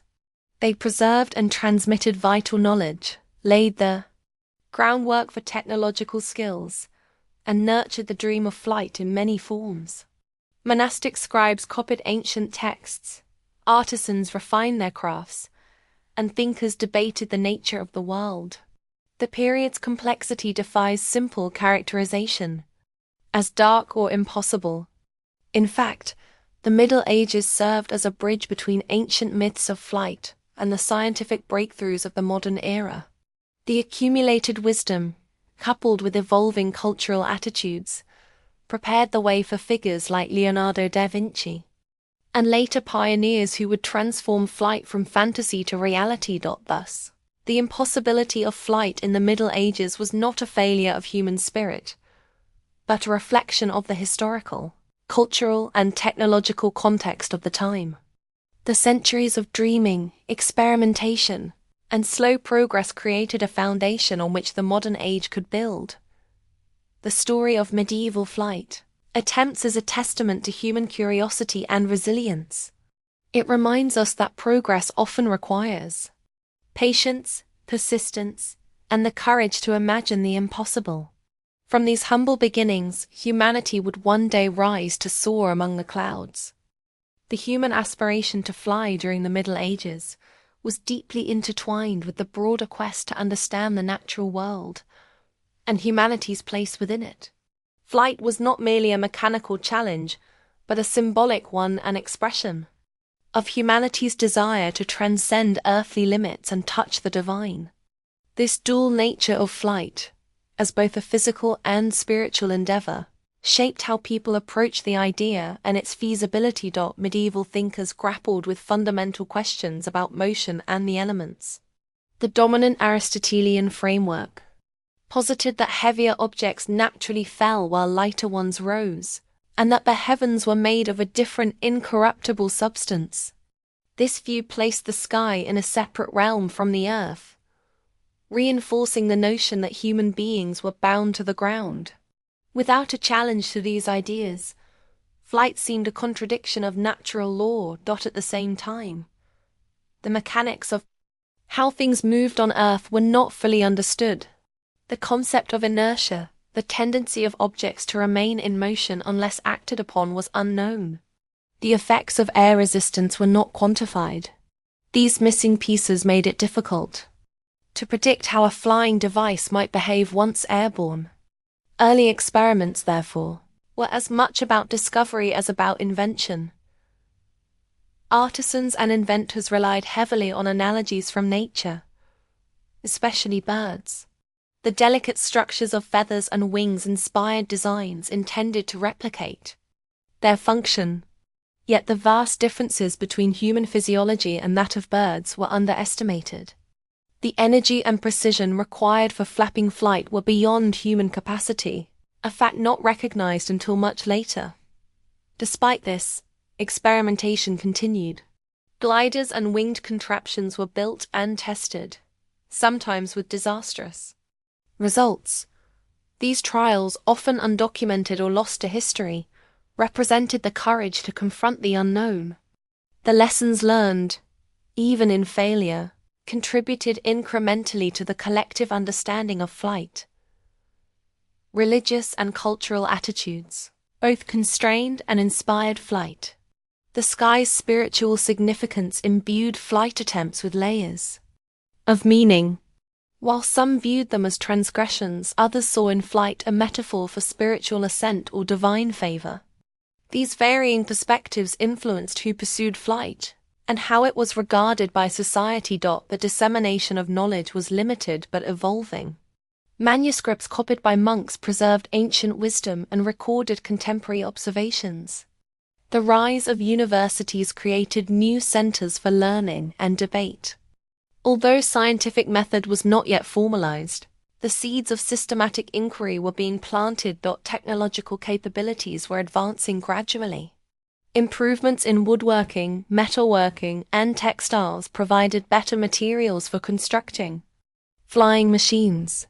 The understanding of leverage, pulleys, and gears grew, informing mechanical designs.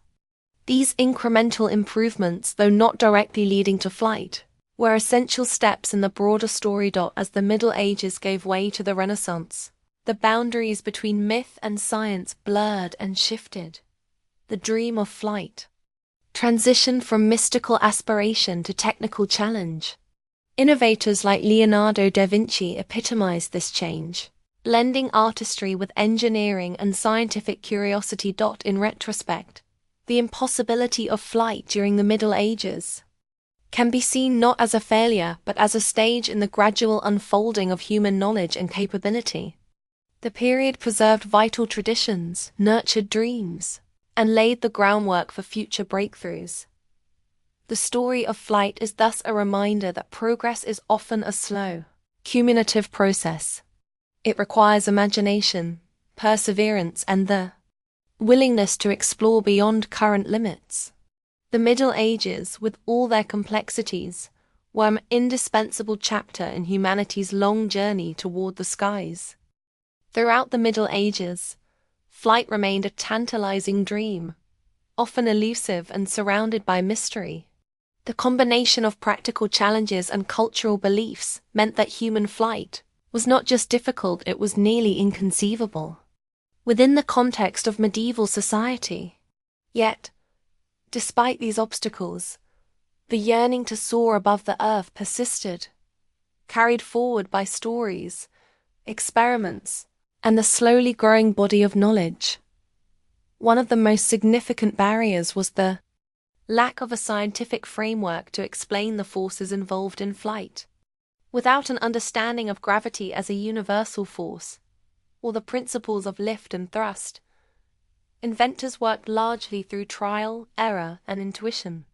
They lacked the mathematical tools to predict or analyze the behavior of flying machines. This made successful design nearly impossible, and failures were often inevitable. The materials and technology available were also limiting factors. Heavy wood, stiff leather, and rudimentary textiles constrained the size and function of early flying devices. Metalworking, while advanced in some respects, could not yet produce lightweight yet strong materials needed for effective flight. The absence of a reliable power source beyond human muscle further complicated attempts. Moreover, the medieval worldview placed humans firmly on the ground. The heavens were seen as divine territory, and the idea of humans taking to the sky under their own power was often viewed as presumptuous or blasphemous. This cultural barrier dampened enthusiasm for serious experimentation and limited public support for inventors. Despite these limitations, the period was marked by moments of creativity and curiosity. Inventors built gliders and winged apparatuses, tested parachute-like devices, and explored mechanical principles through other inventions. While none achieved sustained flight, their work contributed to a growing understanding of mechanics and materials. Monastic communities played a crucial role in preserving knowledge. Manuscripts containing ancient scientific works, descriptions of mechanical devices, and observations of nature were copied and studied. These texts became the foundation for later advancements, even if their immediate impact on flight was limited. The late Middle Ages also saw the beginnings of a more empirical approach to understanding the natural world. Scholars and craftsmen began to place greater emphasis on observation and experimentation, laying the groundwork for the scientific revolution that would follow. Artists and thinkers increasingly depicted flight in ways that combined imagination with emerging scientific ideas. Leonardo da Vinci's sketches, for example, illustrate a systematic attempt to understand aerodynamics and anatomy. Though his machines were not built or flown in his lifetime, they represent a critical link between medieval aspiration and modern aeronautics. In sum, the impossibility of flight in the Middle Ages was the result of a complex interplay of scientific ignorance, technological limitations, and cultural attitudes. However, it was also a period of preservation, gradual discovery, and persistent dreaming. The foundations laid during this era enabled the eventual breakthroughs that transformed human flight from myth to reality. The Middle Ages, therefore, were not merely an obstacle, but an essential chapter in the story of humanity's ascent to the skies. The dream of flight during the Middle Ages was a testament to human curiosity and resilience, even in the face of overwhelming obstacles. While technology and knowledge lagged behind aspiration, the spirit of inquiry persevered, carried by those who dared to imagine a world beyond the terrestrial bounds. Flight was often framed within the context of religious symbolism. Ascending to the heavens was equated with spiritual transcendence, reserved for angels and saints. The common folk and even scholars accepted that the skies were the domain of the divine, a place not meant for ordinary humans to traverse. This perception influenced both the willingness to attempt flight and the reception of those who did not. Medieval inventors and thinkers faced the daunting challenge of working without a comprehensive understanding of the natural laws. Gravity, aerodynamics, and the physics of motion were mysteries waiting to be unraveled. Without the mathematical tools to analyze these forces, early designs were largely speculative, relying on observation and mimicry rather than experimentation. And measurement. The physical limitations imposed by human anatomy further complicated matters. Many early attempts sought to replicate bird flight by flapping wings attached to the arms, a method doomed by the disparity in strength and structure. It would take centuries before inventors realized that fixed wings combined with mechanical propulsion offered a more viable path. Material science was in its infancy. Building a structure light enough to fly, yet sturdy enough to withstand stresses, was beyond the capability of medieval craftsmen. Wood and fabric were heavy and prone to failure. Metal, though strong, was often too heavy and difficult to shape precisely. These constraints limited the scale and effectiveness of flying devices. Despite these hurdles, experimentation was not absent. Inventors and dreamers constructed gliders, parachutes, and mechanical devices, often learning through failure. While their efforts rarely resulted in sustained flight, they contributed valuable knowledge about balance, control, and materials. Monasteries and universities served as reservoirs of knowledge, preserving ancient texts and fostering intellectual exchange. The translation and study of works by Aristotle, Archimedes, and Islamic scholars enriched European understanding of mathematics and mechanics, even if their direct application to flight was limited during this time. Cultural shifts beginning in the late Middle Ages and blossoming in the Renaissance encouraged more systematic inquiry. The merging of art, science, and engineering inspired individuals like Leonardo da Vinci, whose meticulous studies of bird flight and human anatomy marked a turning point in the quest for flight. The printing press enabled wider dissemination of ideas, fostering a community of scholars and inventors who could build upon each other's work. This growing network of knowledge exchange was crucial for overcoming the fragmented and localized nature of medieval innovation. In reflecting on why flight was impossible during the Middle Ages, it becomes clear that the answer lies in a complex web of scientific, technological, cultural, and physiological factors. Yet, embedded within this impossibility was a persistent spark, the dream of flight, that would ignite future generations. The Middle Ages were, therefore, not merely an era of impossibility, but a vital stage in humanity's long and arduous journey to conquer the skies. Their legacy is found in the preservation of knowledge, the nurturing of dreams, and the slow but steady progress toward understanding and mastery of flight. The path to human flight during the Middle Ages was marked by a profound tension between imagination and reality. While the dream of soaring through the skies captured the hearts of many, the practical means to achieve such a feat remained elusive. This tension reflects a broader human experience, our persistent striving toward goals that seem beyond reach, fueled by curiosity and hope. The medieval world was grounded in a cosmology that separated earth from heaven, body from spirit. This worldview shaped how flight was perceived, as something miraculous and divine rather than mechanical and human. Such beliefs influenced not only societal attitudes but also the motivations and opportunities for inventors to pursue flight. Scientific understanding was fragmented and incomplete. The lack of empirical methods meant that knowledge was often based on inherited authority and philosophical speculation rather than experimentation. Important concepts such as gravity's universality, aerodynamic lift, and propulsion principles had yet to be discovered or articulated. This knowledge gap left inventors working largely by trial and error. Technological constraints compounded these challenges. Materials that could balance strength and lightness were unavailable or poorly understood. Human power alone was insufficient to generate the forces needed for sustained flight. Early machines focused on mimicking birds' flapping wings, a path that overlooked more promising alternatives like gliding or fixed-wing designs. Nevertheless, the Middle Ages were not devoid of progress. The preservation and transmission of classical knowledge through monasteries and universities created a foundation for later scientific advances.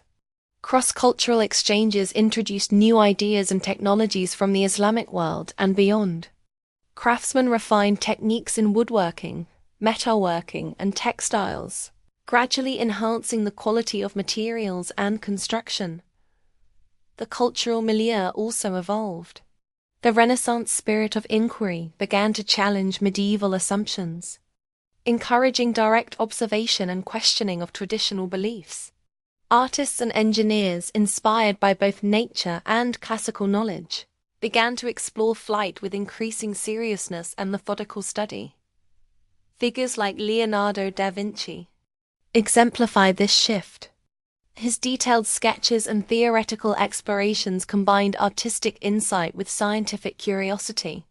Although he did not succeed in building a flying machine, his work bridged medieval dreams and modern engineering. In sum, the impossibility of flight in the Middle Ages stemmed from a confluence of incomplete scientific understanding, technological limitations, cultural constraints, and physiological challenges. Yet, within this impossibility lay the seeds of future success. The Middle Ages were a necessary chapter in the long narrative of human flight, a time of preservation, gradual discovery, and enduring aspiration. The knowledge and dreams nurtured during this period paved the way for the breakthroughs of the Renaissance and beyond. Understanding this history enriches our appreciation of the achievements that followed and reminds us of the patience and perseverance required to turn dreams into reality. Flight, once a mythic impossibility, became a testament to human ingenuity and determination. The story of why flight was impossible in the Middle Ages is deeply intertwined with the nature of human progress itself. A journey marked by curiosity, setbacks, and gradual accumulation of knowledge. The medieval era, often misunderstood as a time of stagnation, was in fact a period of careful preservation and slow transformation that set the stage for future breakthroughs. At the heart of the medieval challenge was the limited understanding of natural forces. The absence of a unified theory of motion and gravity meant that the principles underlying flight were mysterious. Without knowing how lift was generated or how air resistance could be managed, inventors were essentially guessing in the dark. This lack of scientific clarity made designing a working flying machine nearly impossible. Technological tools and materials were similarly inadequate. The construction of lightweight yet sturdy structures was beyond the reach of medieval technology. The absence of engines or other power sources meant reliance on human strength, which could not provide the sustained energy needed for flight. Attempts to imitate birds through flapping wings failed because of these physiological and mechanical limitations. Cultural and religious perspectives added further complexity. The heavens were seen as sacred, reserved for divine beings, and human flight was viewed with suspicion or wonder rather than practical intent. This societal attitude limited both support and motivation for serious experimentation. Yet, the Middle Ages were also a time of innovation within these constraints. Mechanical devices such as clocks, mills, and siege engines demonstrated growing mastery of mechanics. The preservation and study of ancient texts from Greece, Rome, and the Islamic world expanded knowledge of mathematics, physics, and engineering. The rise of universities fostered intellectual exchange and curiosity. Artists and thinkers began to blend observation with imagination, moving toward a more scientific approach. The detailed studies of birds, anatomy, and machines by figures like Leonardo da Vinci showed a shift from mystical to empirical thinking. Although full flight remained out of reach, these explorations laid critical groundwork. The invention of the printing press allowed ideas to spread more rapidly, connecting inventors and scholars across Europe. This network of knowledge exchange accelerated the pace of discovery, making the dream of flight increasingly attainable. In this light, the impossibility of flight in the Middle Ages can be seen not as failure, but as a stage in the ongoing evolution of human understanding and capability. The perseverance of those who dreamed, experimented, and recorded knowledge ensured that future generations would have the foundation to succeed. Ultimately, the Middle Ages were an essential chapter in humanity's journey to conquer the skies, period when the impossible was patiently transformed into the possible. The story reminds us that progress often requires time, collaboration, and the courage to dream beyond current limits. As we reach the conclusion of this exploration into why flight was impossible in the Middle Ages, it is clear that the story is not one of mere failure or limitation, but one of human resilience, curiosity, and gradual progress. The Middle Ages were a complex tapestry of beliefs, technologies, and discoveries, woven together over centuries, creating the fertile ground from which modern aviation would one day emerge. The impossibility of flight during this era was rooted in multiple factors. The absence of scientific knowledge about forces like lift and gravity, the lack of suitable materials and power sources, and cultural attitudes that framed the skies as a realm beyond human reach. Yet, despite these barriers, the dream of flight never faded. It was kept alive through myths, stories, cautious experiments, and the preservation of ancient wisdom. Monasteries and early universities served as guardians of knowledge, copying manuscripts and fostering intellectual discussion, while craftsmen refined their skills and experimented with machines. The gradual shift toward observation, measurement, and empirical inquiry set the stage for the scientific revolutions that would follow. Figures like Leonardo da Vinci symbolized this transition, combining art, science, and engineering in ways that bridged medieval aspiration and Renaissance innovation. His detailed sketches and studies of flight captured the spirit of inquiry that propelled humanity forward. The printing press amplified this progress, enabling ideas to spread and build upon one another across distances and generations. Through collaboration and persistence, the seemingly impossible goal of human flight moves steadily closer. Ultimately, the story of medieval flight attempts is a testament to human perseverance, the willingness to dream beyond the limits of the present, and to patiently pursue knowledge despite setbacks. The Middle Ages, far from being a dark void in the history of flight, were a vital foundation for the breakthroughs that would follow. As we look back, we see that the impossible flight of the Middle Ages was the necessary prelude to the incredible achievements of later centuries. It reminds us that progress often unfolds slowly, through many hands and minds, and that every step, no matter how small, contributes to the grand journey of discovery. Thank you for joining this journey through history. Please watch until the End and share in the comments what feelings and thoughts this story has inspired in you. Your reflections help keep the spirit of curiosity and wonder alive.